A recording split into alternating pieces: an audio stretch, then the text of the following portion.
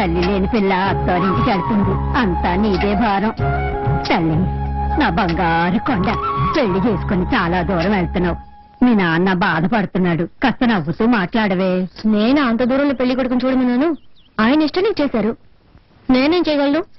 బాగా బాధపడి మీ అత్తారింట్లో నోరు పారేసుకోకమ్మా, కాస్త అణుకుగా ఉండు. నోరే తెరవను చాలా. పర్వాలేదు వదిలేయమ్మా. బాబు, ఉమ ఎంతో గారాభంగా పెరిగింది, అదేం చేసినా నా కోసం నువ్వు భరించాలి.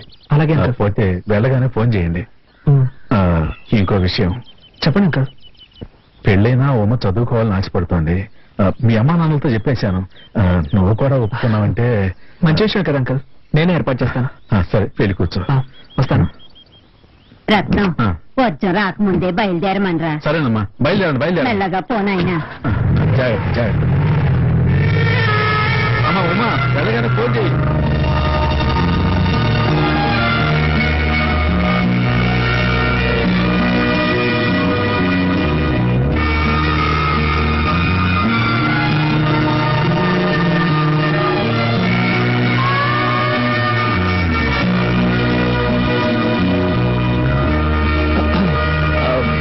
బండి వెనక్కి తిప్పాను. అదే నువ్వు ఇప్పుడే రావాలని బలవంతం ఇవ్వలేదు, నేను తీసుకెళ్లి ఇంట్లో డ్రాప్ చేస్తాను. నీకెప్పుడు వైజాగ్ రావాలనిపిస్తే అప్పుడు వస్తే చాలు.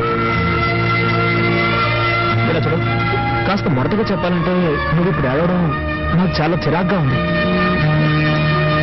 బండి వెనక్కి తిప్పాను. వద్దు, నేనే ఏడుపు ఆపేస్తాను. నాకు నీ ఫీలింగ్ అర్థమైంది. See, what I meant to say is... thanks, I understand. Okay.